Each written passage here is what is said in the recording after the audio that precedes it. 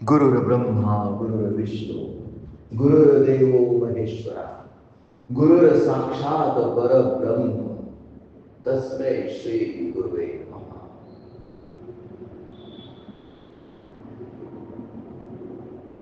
Spirituality काय आहे? अध्यात्म काय आहे?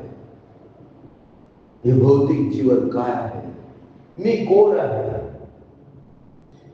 हे प्रश्न ज्यावेळेस उपस्थित होतात त्यावेळेस एक गोष्ट आपल्याला क्रिस्टल क्लिअर कळते की हे शरीर पंचमहाभूतांपासून बनलेलं आहे आणि या शरीरात चैतन्य आहे, ज्याला कोणी जीव म्हणतं, कोणी स्पिरिट म्हणतं, कोणी आत्मा म्हणतं, what ever the name is.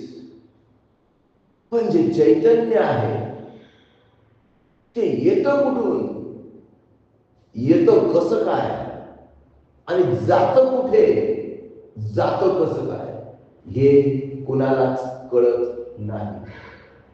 Me doctor आहे पण हे चैतन्य, गेलेलं चैतन्य पुन्हा आत या शरीरात मी घालू शकत नाही.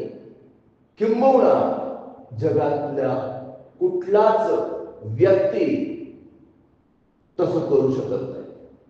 पण तसे केलेले उदाहरण नाहीत का? आहेत. रामदास स्वामींनी मेलेला मनुष्य जिवंत केला. गुरुदेव दत्तांच्या दुसऱ्या अवतारात, नरसिंह सरस्वतीच्या अवतारात मेलेली गाय त्यांनी जागी केली, मेलेला ब्राह्मण त्यांनी जागा केला. ज्ञानेश्वर महाराजांनी रेड्याच्या मुखातून वेद बोलवले, नवे नवे नवे निर्जीव भिंत सुद्धा चालवली. अशी उदाहरण ऐकिवात आहेत. पण हा आत्मा आणि तो परम आत्मा दया प्रेम भक्ती श्रद्धा आनंदाचा महासागर आणि हा आत्मा त्याचा एक अंश असं शास्त्र सांगतं.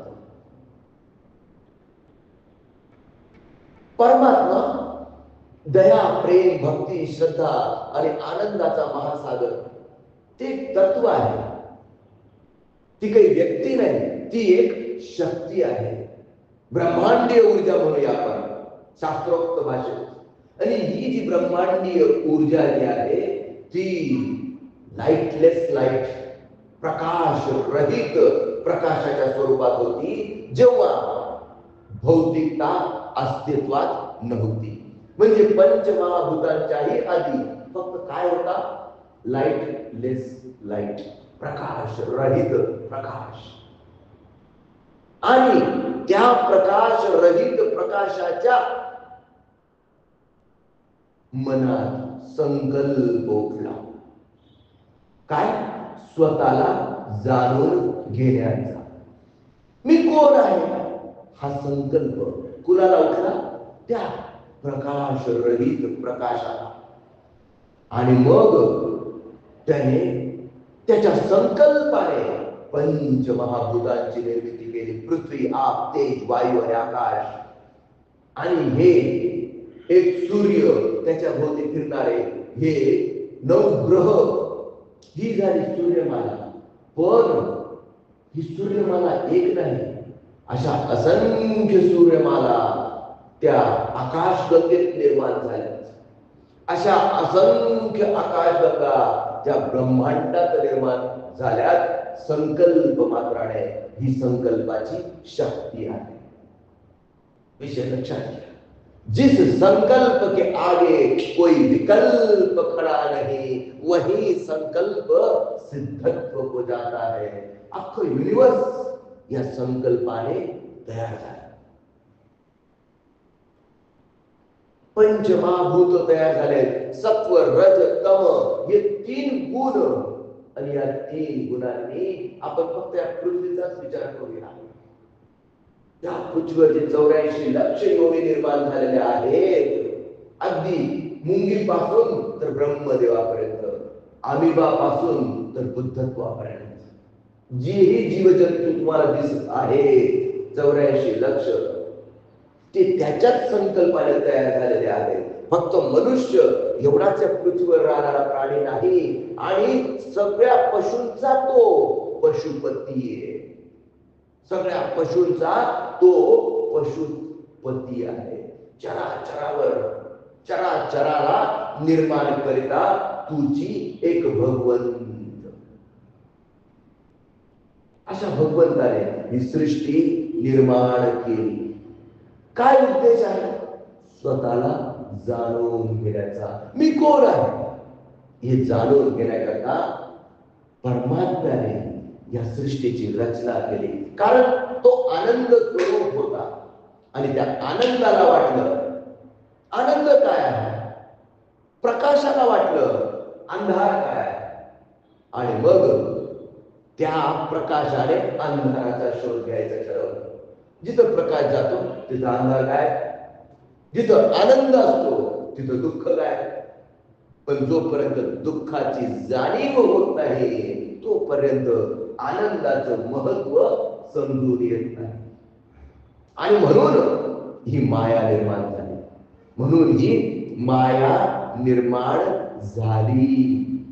आणि ह्या मायेचं स्वरूप आपण समजून घेण्याचा प्रयत्न करणे म्हणजेच स्वतःला जाणण्याचा प्रयत्न करणे. याला चैतन्याचा मार्ग म्हणतात.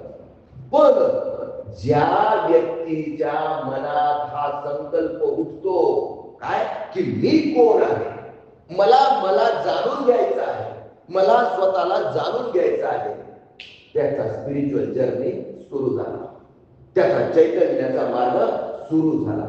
आपण आपल्या आजूबाजूला लोक पाहतो. कोणाला मेडिकल सायन्स जाणून घ्यायचंय, कोणाला इंजिनिअरिंग जाणून घ्यायचंय, कोणाला एरोनॉटिक्स जाणून घ्यायचंय, कोणाला सायकोलॉजी जाणून घ्यायची. हो, पण स्वतःला जाणून घ्यायचंय का कोणाला? तो स्वतःला जाणून घेण्याचा संकल्प करतो, तो चैतन्याच्या मार्गावर त्याची चालायची सुरुवात झाली. विषय लक्षात घ्या, विषय नीट लक्षात घ्या, की जो पर्यंत आपण स्वतःला जाणून घेण्याचा संकल्प करत नाहीत तोपर्यंत चैतन्याच्या मार्गाची सुरुवात होत नाही. नाते गोते सृष्टीला जाणून घेण्याकरता शास्त्रज्ञ, खगोलशास्त्रज्ञ, केमिकल रसायनशास्त्रज्ञ, रसशास्त्रात तज्ञ असलेले लोक ते त्या गोष्टींचे तज्ञ होतात. अरे हो, पण तुम्ही स्वतःचे तज्ञ होतात का? स्वतःला जाणून घेण्याकरता तुम्ही प्रयत्न करतात का? आणि जी व्यक्ती स्वतःला जाणून घेण्याचा प्रयत्न करते तिचा स्पिरिच्युअल जर्नी चालू झाला. आणि म्हणून म्हणतो मदत फाउंडेशनच्या प्रत्येक कार्यकर्त्याने पहिले हा संकल्प केला पाहिजे. काय? मी कोण आहे, स्वतःला जाणून घेण्याचा संकल्प केला पाहिजे. आणि ही झाली सुरुवात. आणि मग तो जे करेल, तो जे कार्य करेल ती झाली सेवा. आणि रात्री झोपायच्या आधी जे मी सांगतोय अजिबात विश्वास ठेवू नका. मी जे सांगतोय त्या गोष्टीवर अजिबात विश्वास ठेवू नका. आणि मी जे सांगतोय ते शास्त्रात आहे की नाही ते पडताळणी करून बघा. शास्त्र प्रचिती, गुरु प्रचिती, आत्मप्रचिती. जे शास्त्रात सांगितलेलं आहे ते जर मी सांगितलेलं असेल तर पहिले ते स्वीकारा, त्याचं इम्प्लिमेंटेशन करा. आणि त्याच्यामुळे तुमच्या भौतिक जीवनात परिवर्तन होतंय की नाही होत, तुमच्या मानसिक जीवनात परिवर्तन होतंय की नाही होत, तुमच्या आध्यात्मिक जीवनात परिवर्तन होतंय की नाही होत, हे पडताळून बघा. आधी केले आणि मग सांगितले. शास्त्र में जो बात है वो करने के हाथ है. शास्त्र प्रचिती, गुरु प्रचिती आणि मग आत्मप्रचिती. पडताळून बघा, खात्री करा. Be like a scientist.